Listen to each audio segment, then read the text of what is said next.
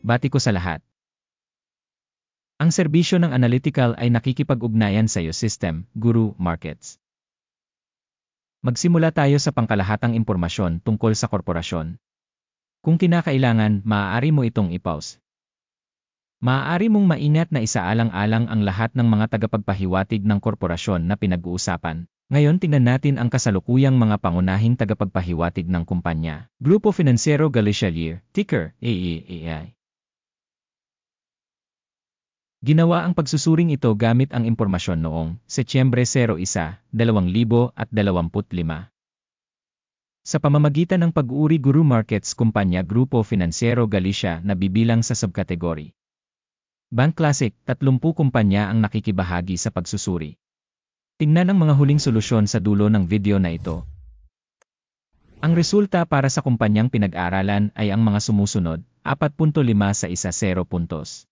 Average na resulta para sa subkategory, minus 0.1 puntos.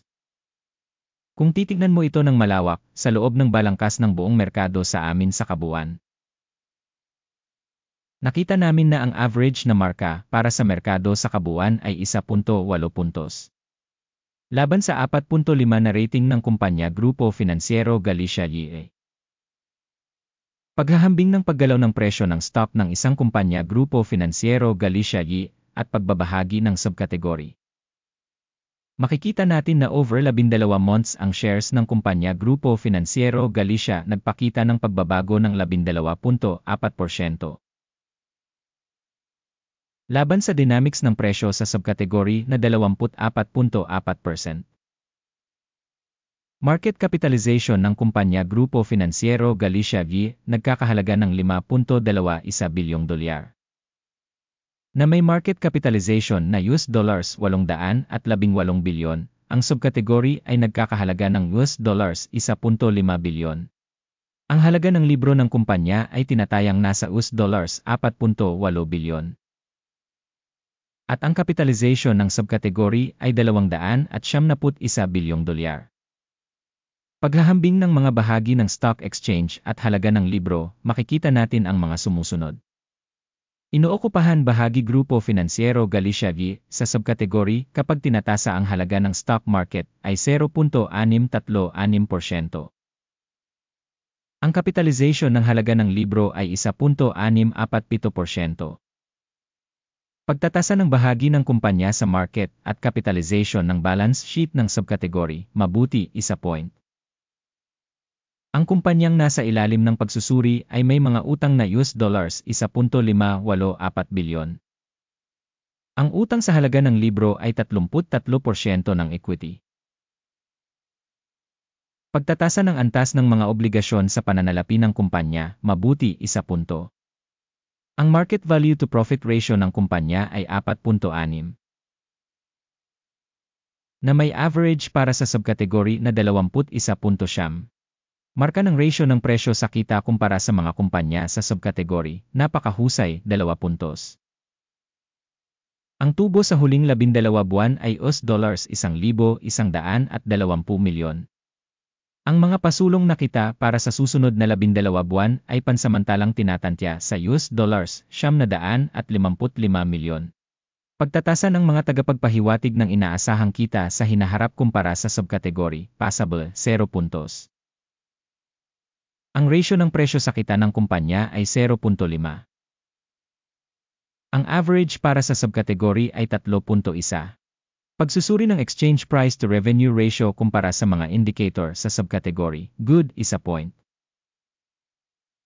Ang kita sa huling 12 buwan ay $9,870 milyon. Ang forecast na kita para sa susunod na 12 buwan ay paunang $8.42 bilyon.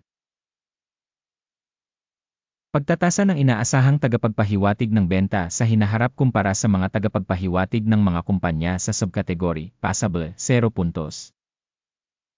Ang marginality ay 11.4% na may average sa subkategory na 14.1%.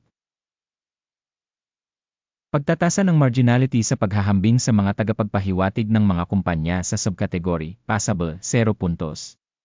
Ang bahagi ng kumpanya ayon sa bilang ng mga empleyado sa subkategory ay 0%. Ito ay mas mababa kaysa sa market capitalization share. Ang halaga ng kapital bawat empleyado ng kumpanya ay $0,000. At para sa subkategory na $1,235,000, pagsusuri ng halaga ng kapital ng kumpanya bawat empleyado kumpara sa mga tagapagpahiwatig sa subkategory, TOLEP, -0.5 puntos. Ang halaga ng tubo sa bawat empleyado ay $0,000. Average ng subkategory, $56.4,000. Pagsusuri ng kita sa bawat individual na empleyado ng kumpanya kumpara sa mga tagapagpahiwatig sa subkategory, passable, 0 puntos. Ang dami ng benta sa bawat empleyado ng organisasyon ay $0,000.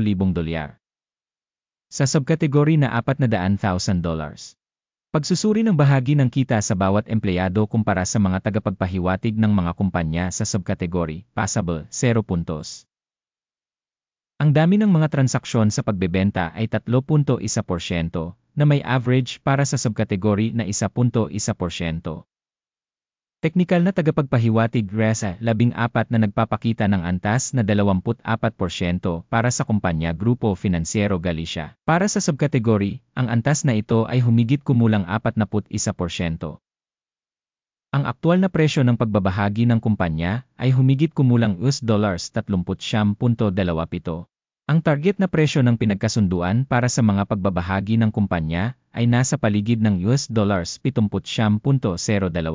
Tignan natin ang talahanayan ng order. Ito ay magagamit sa iyo, link sa nakapin na komento.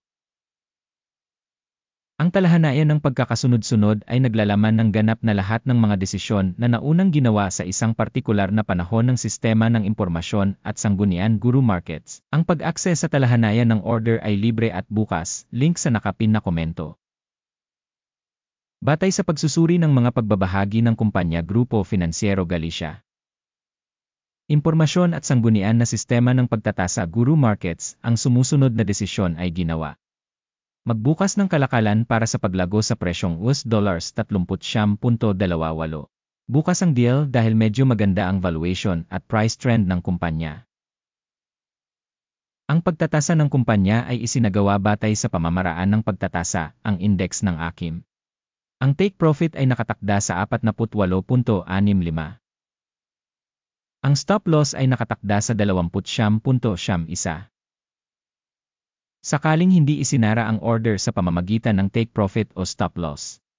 Pagkatapos ay otomatikong isinara ang order batay sa mga resulta ng pangangalakal noong Oktubre 01, 2025 o sa huling araw ng trabaho bago ang petsang ito. Ticker, AUA Relay, ay magiging isang balancing order upang ibenta. Ang video sa pagkakasunod-sunod ng pagbabalanse ay naipublish na o naipublish na sa channel na ito. Sa kaso ng pagsasara ng isa sa mga order, basic o pagbabalanse. Ang pangalawang order ay sarado sa huling presyo. Maraming salamat sa lahat sa panonood ng video na ito at sa paggamit ng sistema ng tulong, Guru Markets.